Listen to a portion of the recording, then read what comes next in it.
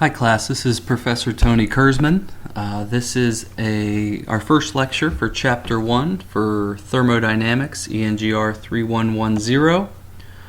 So this is going to be the introductory concepts. This chapter is fairly short, and this corresponds to the Wiley Plus readings and Chapter 1 assignment.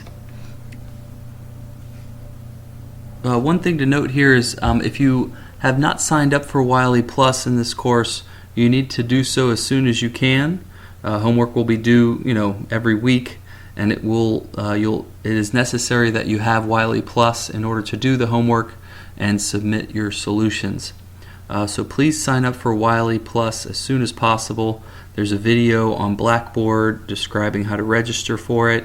The textbook is $87.50.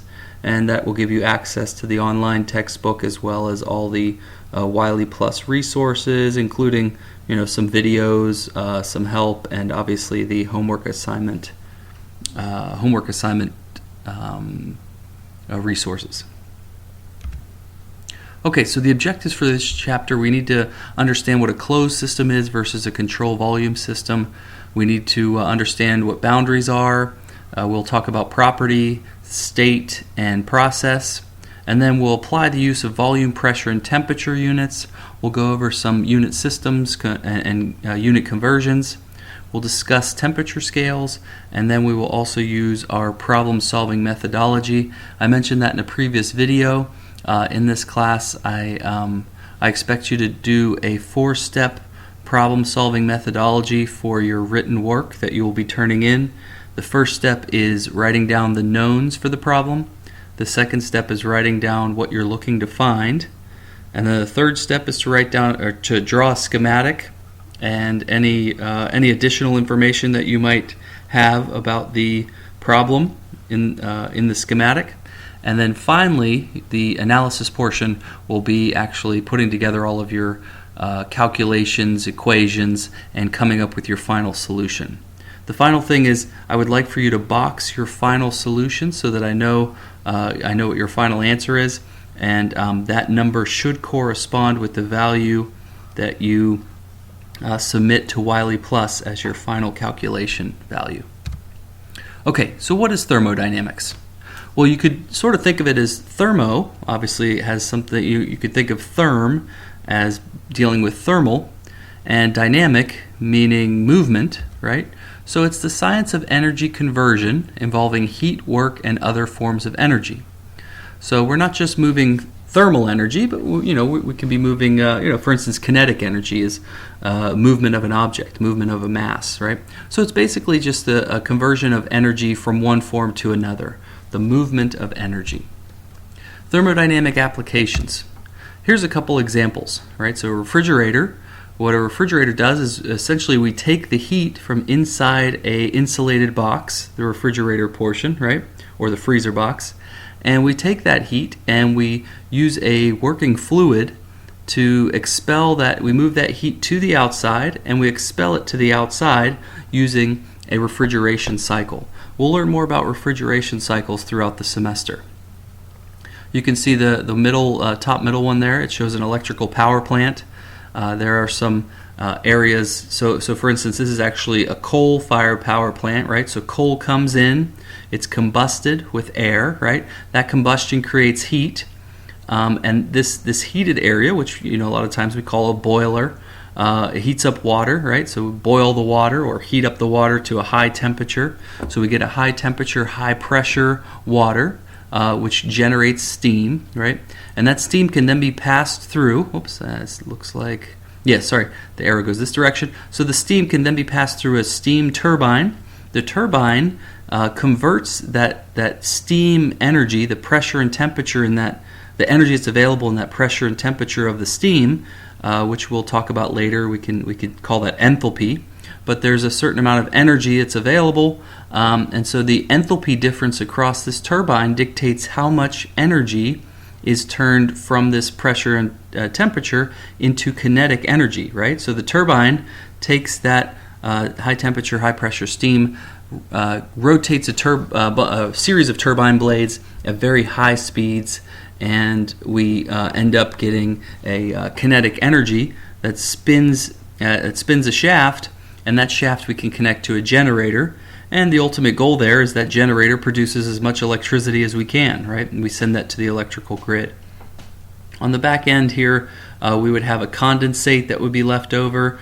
We would then cool it even further to condense it more into water, and then we would send it back through the process where the coal would be burned, heating the water until we reach this high pressure, high temperature steam as well. So this is a fairly complex thermodynamic system, and by the end of the semester you'll be able to analyze each and every part of that whole system. Automobile engine, Otto cycle, is another example of a thermodynamic system, and we'll briefly talk about the Otto cycle throughout the semester. We obviously, with the Otto cycle, we have piston cylinder assemblies, right? We have the piston, which is tightly sealed in a cylinder. We add a combustible product such as gasoline. We add oxygen into that chamber.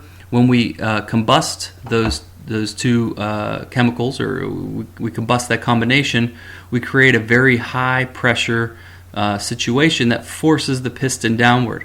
It then turns a crankshaft, right? And that crankshaft, it eventually goes through your transmission, and eventually that power from that combustion is then used to turn the wheels on your vehicle. Down here we have a turbojet engine, right? So it's sort of similar to the turbine in the electrical power plant there. Here we have some compressor stages. We have, in this case, we have air coming in. We're compressing the air, right? So we have high pressure.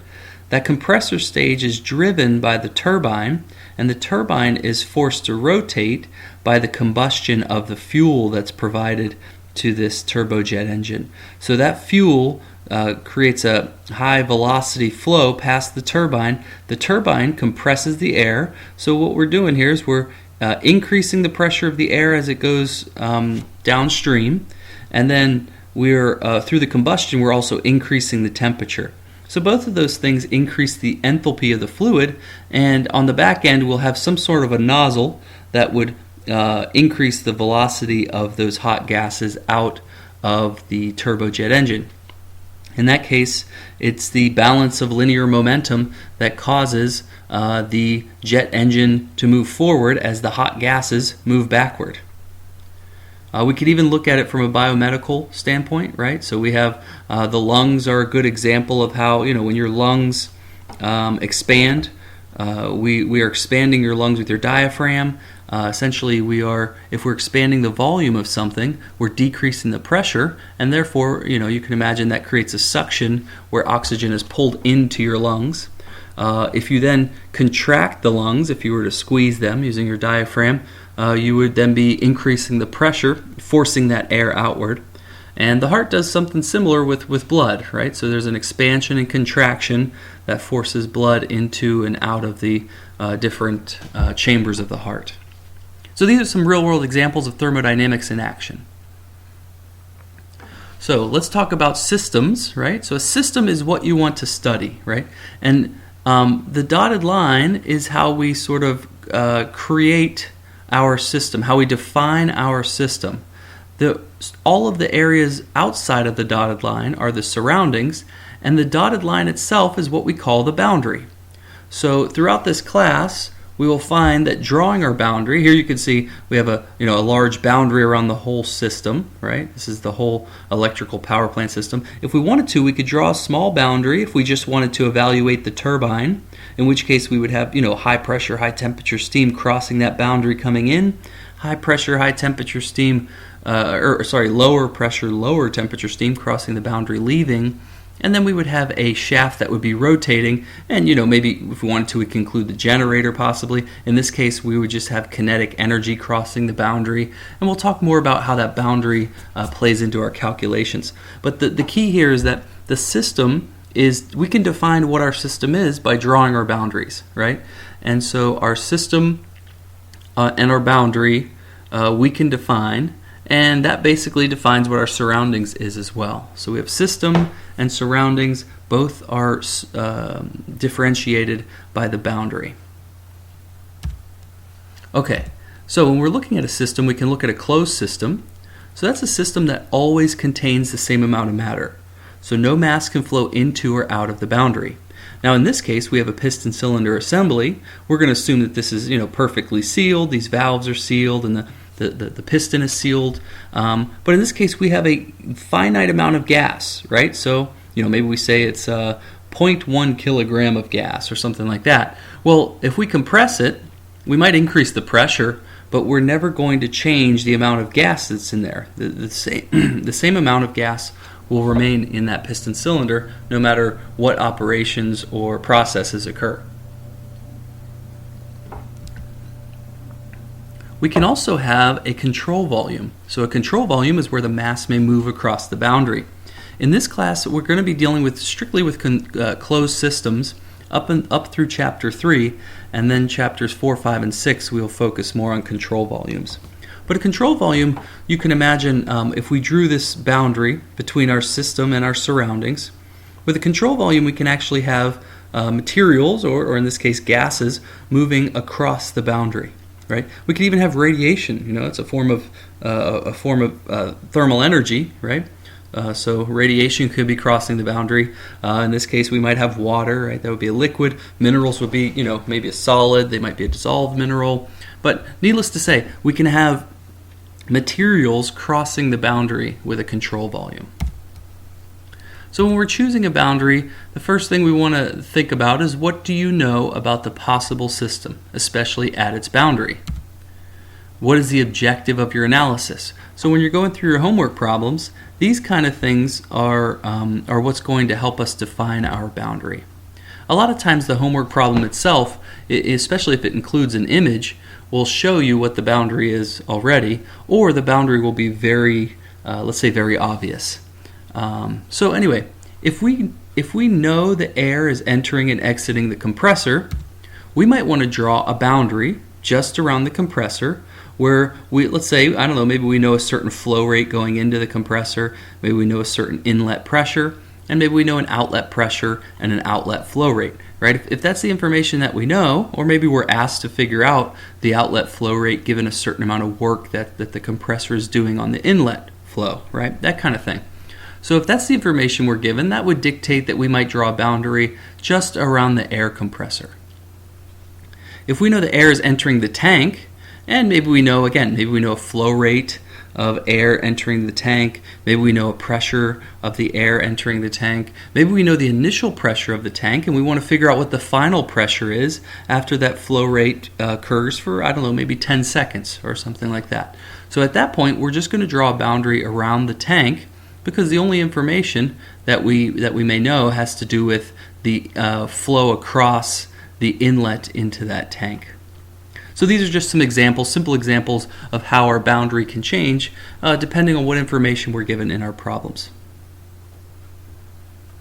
Okay, so now let's look at microscopic view of a property versus, we're going to talk about macroscopic view in a moment. So microscopic view deals with what's called statistical thermodynamics. You're interested in the behavior of the particles within the system. You can imagine air particles, although we can't see them, are everywhere around us, right? So when we're looking at a microscopic view, we're actually looking at the interactions of each individual molecule with its surroundings. So if we look at this example of a balloon, I've sort of, blown up these molecules, right, so we can see them. But you can imagine there might be billions of molecules in this balloon, or maybe more, and these molecules will be bouncing off the sides of the balloon, right? And so as they do so, you can imagine these are constantly moving around and bouncing around.